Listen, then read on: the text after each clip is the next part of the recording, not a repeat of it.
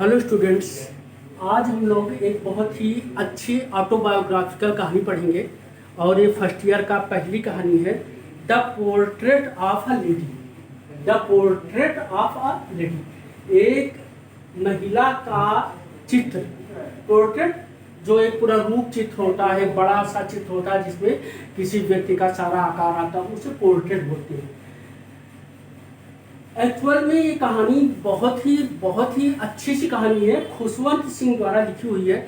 खुशवंत सिंह भारत के बहुत अच्छे अंग्रेजी के लेखक माने जाते हैं। एक बहुत ही प्रसिद्ध इंडो एंग्लियन राइटर है, बहुत ही प्रसिद्ध इंडो एंग्लियन राइटर हैं, और जिन्होंने कहानी लिखने में, अखबारों के कॉलम लिखने में, और एक उनकी किताब, एक नावल भी बहुत ये प्रसिद्ध है, अ ट्रेन टू पाकिस्तान। तो ये खुशवंत सिंह की एक बहुत ही प्यारी कहानी है जो कि रिश्तों के ऊपर है। और इन्होंने इस जो लेडी है, लेडी एक्चुअल में इनकी ग्रैंड मदर है।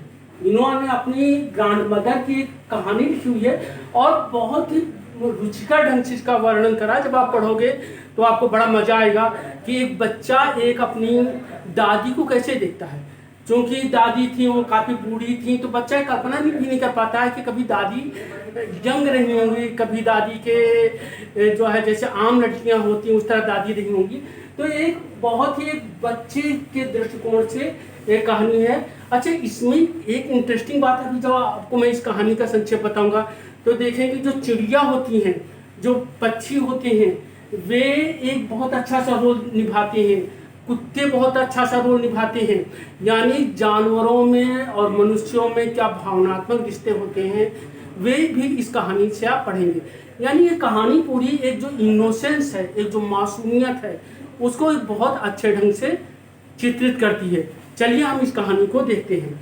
एक्चुअल में जब खुशवंत सिंह साहब बोलते हैं कि वो बहुत ही छोटे बच्चे थे, तो उनके मम्मी पापा शहर को चले गए थे और वे अपनी दादी के साथ गांव में रहते थे। तो उनको वही छोटे 4-5 साल के थे, तो उनका एक एडमिशन करवा दिया गया स्कूल में। गांव का एक स्कूल था, वो टेम्पल में ही एक स्कूल था, और टेम्पल का जो प्रीस्ट था वही वो स्कूल चलाता था। तो उस स्कूल में वो पढ़ने के लिए चले जाते हैं, दादी के साथ ही रहते हैं। और तब उनकी और दादी की एक दोस्ती सी हो जाती है, एक दोस्ती हो जाती है। छोटे बच्चों में और दादा दादियों में अक्सर दोस्ती हो जाती है। और आपके पास भी यदि ऐसा कोई अनुभव होगा तो आप कमेंट्स में इस बात को लिखिएगा कि आपके अपने दादी जी से या अपने दादाजी से कैसी दोस्ती है। तो खुशवंत सिंह साहब की अपनी दादी से एक दोस्ती हो जाती है। दादी वैसे भी बहुत केयर करती हैं, सभी की दादियाँ केयर करती हैं, तो वे भी बहुत ही केयर कर रही होती है। होता यह है, कहानी आगे बढ़ती है और दादी जब इनको सुबह वो बासी रोटी, स्टेल ब्रेड से, तो बासी रोटी में ढेर सारा मक्खन लगा करके इनको खिलाती हैं और प्रेयर करती हैं, गुरबानी का जपजी साहब का वो पढ़ती हैं। तो खुशवंत सिंह साहब भी वो प्रेयर सुनते हैं, लेकिन वो बताते हैं कि उनके प्रेयर में जो एक मेलोडियसनेस होती है दादी की, और उनकी जो भावुकता होती है, वो उन्हें बहुत इम्प्रेस करती है। यद्यपि इनकी ग्रैंड मदर चाहती थी प्रेयर याद कर ले, लेकिन उनको याद तो नहीं होता है, लेकिन उससे प्रभावित बहुत हो। खैर, इनकी दादी इनको स्कूल तक भेजने जाती है और 7 रोटियां ले जाती हैं बासी। तो जब स्कूल में छोड़ आती हैं तो कुत्ते जो होते हैं वे वेट कर रहे होते हैं, तो तोड़ करके कुत्तों को रोटियां बासी खिलाती हैं। और फिर ये स्कूल में जो प्रीस्ट है इनको वही वर्णमाला पढ़ाता है, अल्फ़ाबेट पढ़ाता है, और जैसे गांव के प्राइमरी स्कूल में पढ़ाई होती है वो सब पढ़ाता है। और उतने समय इनकी दादी जो है मंदिर में प्रेयर कर रही होती हैं। जब छुट्टी होती है तो ये दादी के साथ फिर वापस लौटते हैं। तो वे रोटियां जो है कुत्ते वेट कर रहे होते हैं, दादी कुत्तों को रोटियां खिलाती हैं और कुत्ते इनके घर तक छोड़ने आते हैं। अब यहाँ पर देखिए, कुत्तों का एक मतलब आदमियों से एक रिलेशनशिप, कि कुत्ते रोज वेट करते हैं, रोज दादी उनको रोटी देती हैं और कुत्ते रोज घर तक छोड़ने आते हैं। कुत्ते रोटी के लिए आपस में झगड़ते हैं। और इसमें भी बताया गया है कि कैसे पुराने ज़माने में लोग एक लकड़ी की स्लेट होती थी, तख्ती कहते थे, तो तख्ती लेकर जाती हैं और मिट्टी का एक बर्तन होता था जिसमें चाय होती थी, वो दादी जो है उनका तैयार करती है। उसके बाद होता यह है कि इनके पेरेंट्स चूँकि शहर में बस ही गए थे तो ये शहर बुला लिए जाते हैं, तो दादी को भी शहर बुला लिया जाता है। अब इनका एडमिशन एक अंग्रेजी स्कूल में हो जाता है, ये अंग्रेजी स्कूल में एडमिशन ले लेते हैं और जो दादी जी और ये अभी एक ही रूम को शेयर कर रहे होते हैं। लेकिन अब इनकी और दादी से थोड़ी दोस्ती जो है में दूरियां आने लगती हैं, यानी वो जो प्रगाढ़ दोस्ती थी गांव में वो थोड़ी सी कम होने लगती है, क्योंकि ये अब वो टाई याद बांध करके, अच्छा अब दादी इनको स्कूल नहीं भेजने जाती है क्योंकि एक बस आती है बच्चों की, उसमें बैठ करके ये स्कूल जाते हैं और एक इंग्लिश मीडियम के स्कूल पढ़ते हैं। तो दादी को जब पता चलता है कि ये मैथ्स पढ़ते हैं और जो इंग्लिश मीडियम में पढ़ाया जाता है मॉडर्न कल्चर, तो उनको बड़ा धक्का लगता है कि कोई रिलीजियस, तो कहते नहीं कोई रिलीजियस पढ़ाई नहीं होती है, तो वो कहते हैं ये तो बड़ी अजीब सी बात है कि कोई रिलीजियस पढ़ाई नहीं होती है। उसके बाद दादी को एक और धक्का लगता है जब पता चलता है कि म्यूजिक का स्कूल पढ़ने लगे। तो उस समय उनकी धारणा थी कि जो गाना बजाना होता है ये तो नचनियों का होता है, ये थोड़ा सा ल्यूड इंग्लिश में कहते हैं, यानी जो समाज के नीचे तबके जिनको माना जाता है। ये जो बड़े लोग होते हैं, जो आदमी होते हैं, जो मर्द होते हैं, वो नाच गाने में नहीं इंटरेस्ट रखते हैं, तो दादी को बड़ा धक्का लगता है। लेकिन ये म्यूजिक की क्लासेस खुशवंत सिंह साहब ज्वाइन करते हैं, थोड़ी सी इनमें और दादी में दूरियां आने लगती हैं। उसके बाद कहानी आगे बढ़ती जाती है और ये जो है और ऊपर जाते हैं, इनका रूम भी अलग हो जाता है, बड़े हो जाते हैं, अब दादी के साथ नहीं रहते हैं। तो ये होता है कि अब उतनी बातें भी दादी के साथ नहीं होती हैं। फिर इनको यूनिवर्सिटी में इनका एडमिशन होने के लिए इनको बाहर जाना होता है, 5 साल के लिए इनको बाहर जाना होता है। तो दादी जी इनको रेलवे स्टेशन छोड़ने आती हैं। अब इनको लगता है कि 5 साल बाद पता नहीं जब मैं आऊँ तो दादी जिंदा रहें या ना रहें, तो इनको लगता है कि हमारे और दादी का अंतिम मिलन है। तो दादी इनको प्यार करती हैं और ये यूनिवर्सिटी चले जाते हैं। अच्छा, इधर जब ये दादी के साथ हम नहीं रहते हैं तो दादी के यहाँ शहर में क्या दिनचर्या होती है।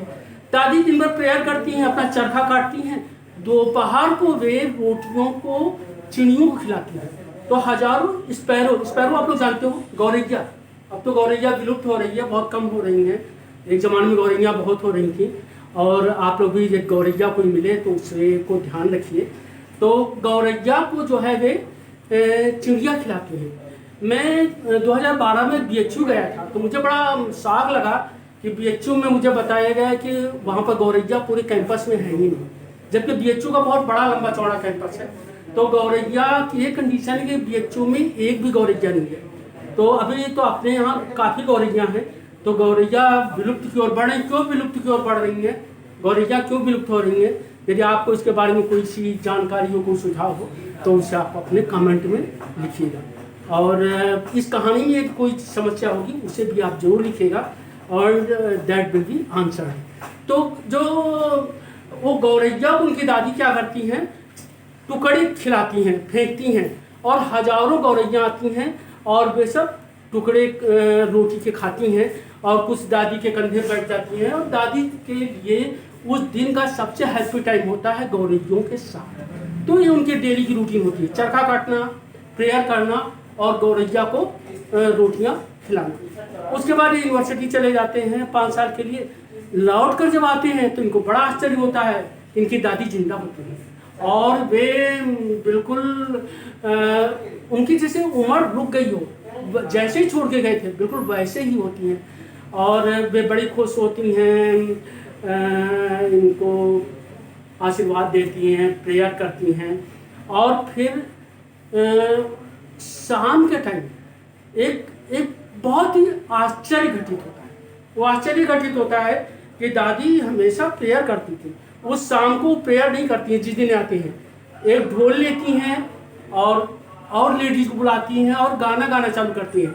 जब पुराने ज़माने में जब वॉरियर्स लोग जब लड़ाई से लौटते थे तब उनका स्वागत, सम्मान, अभिनंदन होता था। तो वैसे ही सिख परंपरा में एक जैसे 5 साल बाद कोई युद्ध जीत कर आ रहा हो बच्चा, तो वैसे वे ढोल पे गाना गाती हैं, बाकी लोग गाती हैं, तो फिर और जो लेडीज होती हैं उनको वो बहुत गा रही होती है, तो लोग कहते हैं कि नहीं आपकी इतनी उम्र हो गई है, आप थक जाओगे, अब ज़्यादा इतना न गाओ। वो काफ़ी वो मनाती है और खुशवंत सिंह को बड़ा आश्चर्य होता है, क्योंकि उन्होंने कभी दादी को प्रेयर करा कभी नहीं सुना था कि दादी इतना अच्छा गाना भी गा लेती हैं। खैर उसके बाद दादी बीमार पड़ जाती हैं तो डॉक्टर बुलाते हैं। डॉक्टर बोलता है कि ठीक हो जाएगी, थोड़ा सा बुखार आ गया है, थोड़ा थकान सी लगी है। तो दादी कहती है नहीं ये मेरा अंतिम टाइम है। तो इनको बड़ी अजीब लगता है। अब एक पूर्वाभास की थ्योरी होती है, तमाम लोगों को पता चल जाता है कि उनका अंतिम टाइम कब आता है, और जो लोग बोलते हैं बहुत ही धार्मिक होते हैं वे बता देते हैं कि उनका लास्ट टाइम कब है। तो वे बोल देते हैं कि नहीं अब मैं कुछ घंटों की मेहमान हूँ। और उसके बाद सच में वो ये लोग बात करना चाहते हो, कहते हैं नहीं मेरे पास इतना टाइम नहीं, मैं टाइम नहीं बर्बाद करूँगी। वो अपना माला ले लेती, माला को रोजेरी कहते हैं, और वो माला जपने लगती हैं बिस्तर पर बैठ करके, और अपने परिजनों से, लड़के बच्चों से, नाती पोतों से बात करने से मना कर देते हैं कि मेरा अंतिम टाइम है, मुझे केवल भगवान की याद करने दीजिए। तो इनको बड़ा अजीब सा लगता है, डॉक्टर कह रहा है कि कुछ नहीं है, और वे अपना जप रही होती हैं, रोजरी चला रही होती हैं कि अचानक उनका हाथ कांपता है, माला गिर जाती है और दादी की निधन हो जाती है। जैसा एक परंपरा है कि जमीन पर शव को लिटाया जाता है, दादी को शव जमीन पर लिटाया जाता है, लाल कपड़े से उनको ढका जाता है, उनका जो डेथ स्ट्रेचर होता है और टिकटी होती है वो बनाई जाती है, अंग्रेजी में बायर बोलते हैं। और फिर ये सब करते हुए शाम हो जाता है, तो शाम को उनको उठाया जाता है, आंगन में धूप आ रही होती है, गोल्डन लाइट, तो आंगन में रखा जाता है। अब यहाँ पर एक बड़ा वंडरफुल चीज होती है, बहुत ध्यान से सुनिएगा। हजारों पता नहीं कहाँ से गौरैया आ जाती हैं। अब मृत दादी, इनकी खुशवंत सिंह की दादी जी का शरीर पड़ा हुआ है, लाल जो है कफन से लिपटा हुआ, हजारों चिड़िया आकर बैठ जाती हैं, जैसे वो शोक व्यक्त कर रही हो, हजारों गौरैया आ जाती हैं। तो बड़ा लोगों को आश्चर्य होता है गौरैया कहाँ से आ गई थी, शाम को तो सब दोपहर को आती थी खाने के लिए जब दादी उनको खिलाती थी। अब गौरैया बैठ जाती है, तो जो इनकी मम्मी जी होती हैं वे गौरैया को छोटे छोटे टुकड़े खिलाती हैं, लेकिन जो गौरैया होती हैं वे उन टुकड़ों को नहीं खाती हैं, वो खाने से रिफ्यूज कर देती हैं, क्योंकि वे एक शोक मना रही होती हैं, वे उसको नहीं खाती हैं। और अंत में फिर दादी की मृत शरीर को ले जाया जाता है, गौरैया पीछे पीछे कुछ दूर तक उड़ते हुए चलती हैं, और अंत में गौरैया चली जाती है। कहानी के लास्ट में आता है कि अगले दिन जब सफाई की जाती है तो पाते ही है, सफाई वाला पाता है कि सारी रोटी के टुकड़े वैसे पड़े रह गए, गौरैया ने एक भी रोटी का, गौरैया लोगों ने एक भी रोटी का टुकड़ा नहीं खाया। स्पैरोज जो हैं वो कोई नहीं खाती हैं, और वे वैसे बुहार दिए जाते हैं, सारे के सारे टुकड़े वैसे पड़े रहते हैं। तो ये कहानी थी, बहुत ही रुचिकर कहानी थी, ऑटोबायोग्राफिकल थी, क्योंकि खुशवंत सिंह साहब ने अपनी दादी की बारे में लिखा हुआ है। और इसमें आप देखेंगे कि जानवर भी कैसे मानवीय भावनाएं दिखाते हैं, यानी गौरैया जो कि पहले रोटियां खाती थी, जब मर जाती हैं तो वो रोटियां नहीं खाती हैं। आप लोगों को कोई चीज़ न समझ में आई होगी, कोई प्रॉब्लम होगी तो उसे कमेंट्स में लिखिएगा। Thank you.